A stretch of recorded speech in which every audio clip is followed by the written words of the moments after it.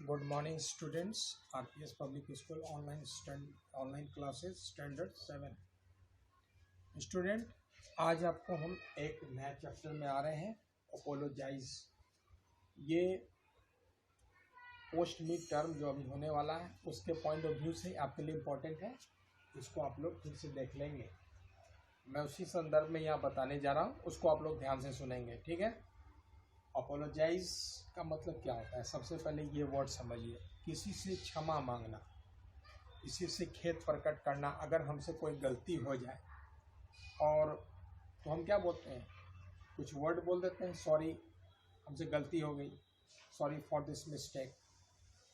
तो वहाँ पर हम एक मैनर होता है, हमसे जाने जाने गलती हो गई तो हम उसे क्षमा मांग लेते हैं, सॉरी कर लेते हैं।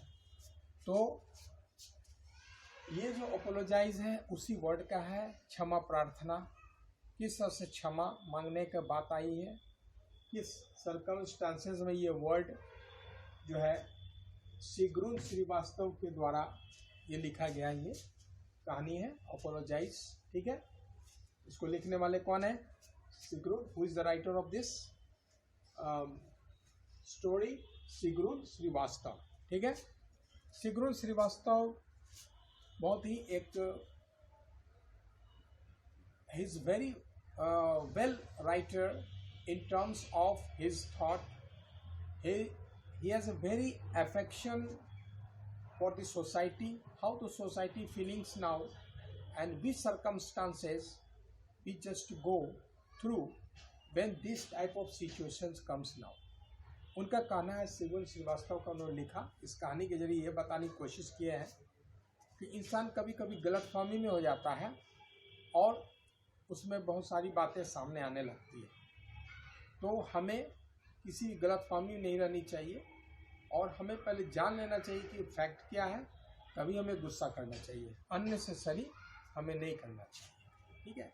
इस कहानी में हमें ये बताया गया है। इस कहानी में मेनली एक ईरानियन लड़का होता है जो ईरान से डच आया हुआ रहता है। डच मतलब होता है नीदरलैंड का नाम सुनेंगे, नीदरलैंड का दूसरा नाम हॉलैंड है और हॉलैंड कंट्री जो है यूरोपियन कंट्री है और इसका कैपिटल का नेम है एम्स्टर्डम, ठीक है। तो यहाँ पर आता है वो शिक्षा ग्रहण करने के लिए, ठीक है, एजुकेशन के पॉइंट ऑफ व्यू। तो ईरानियन जो लड़का रहता है उसे ये, चूँकि वहाँ का ईरान का लड़का ईरान की भाषा को जानेंगे। जैसे हम इंडियन हैं तो हमारी भाषा क्या होगी? हिंदी होगी, या इंग्लिश हम जानते हैं तो इंग्लिश बोलेंगे, लेकिन मेनली तो हमारा हिंदी भाषा है। तो हम इंडियन है तो हमारा भाषा है, हमारा अपना लैंग्वेज है। उसी तरह ईरान का जो लड़का था उसका भी अपना भाषा था, ईरानियन लैंग्वेज था। वो आया हॉलैंड में शिक्षा ग्रहण करने के लिए, एजुकेशन का। वहाँ पर उसको लैंग्वेज प्रॉब्लम होने लगा। लैंग्वेज प्रॉब्लम ऑब्वियसली है, 6 महीना उसको लिए एक्स्ट्रा क्लास लिया गया था और उसको डच, क्योंकि हॉलैंड में रहने वाले को क्या बोलते हैं? डच। जैसे इंडिया में रहने वाले को हम क्या बोलते हैं? इंडियन। पाकिस्तान में रहने वाले पाकिस्तानी, ठीक है। बर्मा में रहने वाले को बर्मीज़, ठीक है। बांग्लादेश में बांग्लादेशी रहते हैं। उसी तरह हॉलैंड के रहने वाले लोग को क्या बोलते हैं? डच। और हॉलैंड की जो भाषा है, लैंग्वेज है, वो क्या है? Dutch language. तो ये डच लैंग्वेज ये ईरान का लड़का नहीं जानता था। सबसे बड़ी प्रॉब्लम ये थी। उसको ट्रेनिंग दिया भी गया था कि तुम डच भाषा सीखो, सिखाया भी गया, लेकिन वो अच्छा से सीख नहीं पाया, ठीक है। तो ये अपोलोजाइज जो वर्ड है ये इंग्लिश वर्ड, मतलब ये जो डच लैंग्वेज में उसको बोलता है, कैसे बोलता है, किस सिचुएशन में ये उसको कहना था, लेकिन कैसे वो लड़का उसको डिनाई करता है ये हम आपको अभी कहानी में बताएंगे। तो ईरानियन लड़का से दो लड़का और एक गर्ल स्कूल में क्या होता है, उससे चूँकि वहाँ बातें होती है, वहाँ से बात करता है। बोलता है कि वो लड़की बोलती है, फील्ड में रहते हैं सभी कोई। सिचुएशन क्या है? फील्ड है, वहाँ पर स्टूडेंट आते ही हैं, फील्ड में तो स्टूडेंट आएंगे। उसमें से 2 लड़का और 1 लड़की आती है। लड़की क्या बोलती है लड़कों को देखो ये ईरानियन जो लड़का है, ये लड़का कल हमारे साथ मिसबिहेव किया। क्या किया? ये हमको किक यानी धक्का भी दिया, मेरा लंच बॉक्स भी पूरा गिर गया चारों तरफ, और गिरने के बाद भी ये ईरानियन लड़का हमसे क्षमा याचना यानी अपोलोजाइज नहीं किया, यानी हमसे सॉरी भी नहीं किया, कुछ भी नहीं किया। तो इसके लिए इसको इन्फोर्स करना है कि ये अपोलोजाइज करे, यानी क्षमा याचना करे। ये सारा डच लैंग्वेज में चल रहा था। और ये जब उसको बोलता है तो उसी में से दो लड़के जो है बोलते हैं, ठीक है तुम सही बोल रही हो। तुम जो ईरानियन लड़के को बोलता है, दोनों लड़का, उसी में से कोई लीडर टाइप का लड़का रहता है, बोलता है देखो तुम अपोलोजाइज करो, यानी क्षमा मांगो अगला से। तो वो लड़का चुपचाप ऐसे खड़ा रहता है और कुछ रिएक्शन नहीं देता है, खाली वो थोड़ा सा डर जाता है और डर कर उसकी तरफ देखने लगता है। फिर वो बोलता है बार बार अपोलोजाइज करो, यानी माफ़ी मांगो उस गलती के लिए जो गलती उसने लड़की के साथ की थी, जाने अनजाने जैसा भी हो। हमने कहा भी था कि कोई गलती होती है हम सॉरी बोलते हैं, लेकिन वो लड़का उस बात को नहीं समझ पा रहा था कि क्या बात थी। कितना भी वो लड़का बोल रहा है वो समझ नहीं रहा है, वो उसको कर ही नहीं रहा है, मतलब कुछ एक्शन ही नहीं कर रहा है। जैसे बोल रहा है अरे माफ़ी मांगो, तुमने इस लड़की से मिसबिहेव किया, तुमने किक धक्का दे दिया, तो इसका सामान गिरा दिया लंच को, तुमको इसके लिए क्षमा याचना करना पड़ेगा। लेकिन वो लड़का कुछ भी नहीं कर रहा था। इससे और भी गुस्सा आ गया। गुस्से में लीडर क्या करता है, उसी में से दोनों लड़के में से एक लीडर रहता है, वो मरता है नाक पर उसको जोर से। उसको बहुत चोट आती है, नाक के तरफ में चोट आ जाती है। उसके आँख से आंसू भी निकलने लगता है। और जब आंसू निकलने लगता है तो फिर भी उस लड़के का मन नहीं पिघलता है और बोलता है कि अभी भी तू माफ़ी मांगेगा कि नहीं मांगेगा। तुमको बात से कह रहे हैं ना कि तुम माफ़ी मांगो। लेकिन वो लड़का सिर्फ देख रहा है, डरा हुआ है, कुछ बोल नहीं रहा है और रिएक्शन भी नहीं कर रहा है। तो उसको और भी गुस्सा आने लगा। ये सारा खेल जब देख रहा था तो एक नाम है, एक कैरेक्टर का नाम है यहाँ, जैन वैन डी मीर। ठीक है, जैन वैन डी मीर ये नाम है। ये कौन है? स्कूल के फुटबॉल टीम का ये कैप्टन है, ये लड़का। ठीक है, ये कैप्टन है। कौन?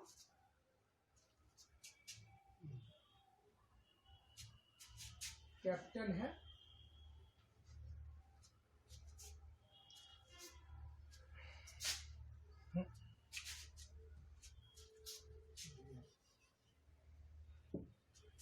उसको ठीक से लिख लीजिए आप लोग।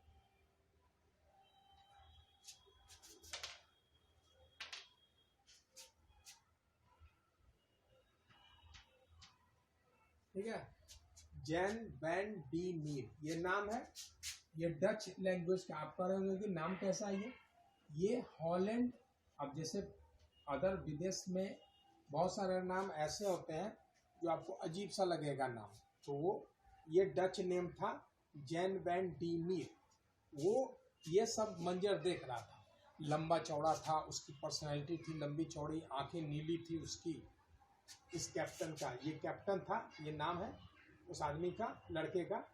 कैप्टन था स्कूल के फुटबॉल टीम का। ठीक है, तो ये जो जैन वैन डी मीर ये देख रहा था सारा मंजर। ये उसको मारा है, वो बेचारा रो रहा है, कोई रिएक्शन नहीं कर रहा है।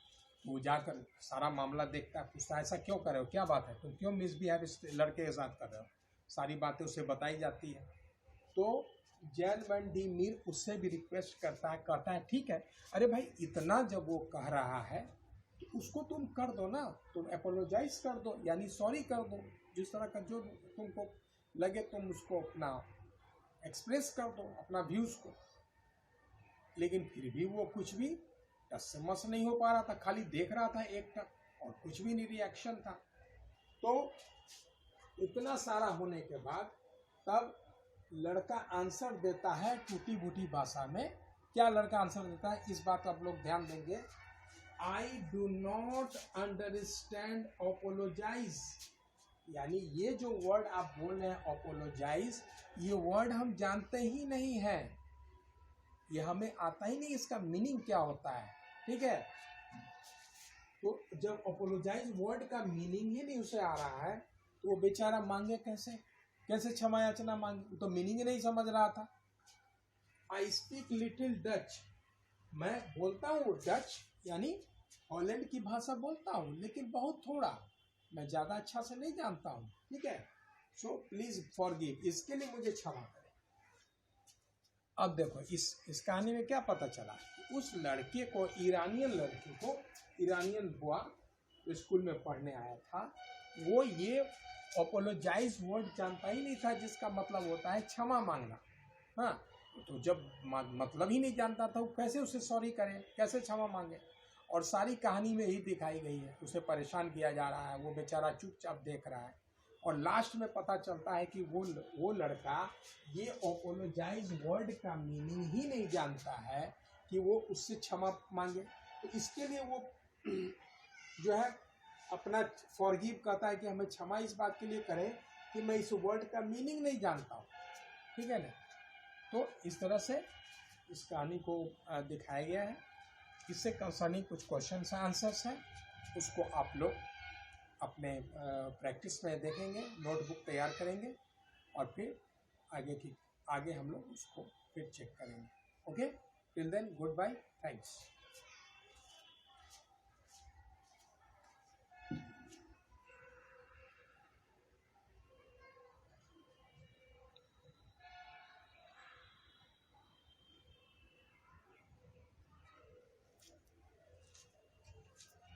स्टूडेंट्स कुछ और बातें यहाँ मैं पॉइंट वाइज थोड़ा मैं बता देता हूँ।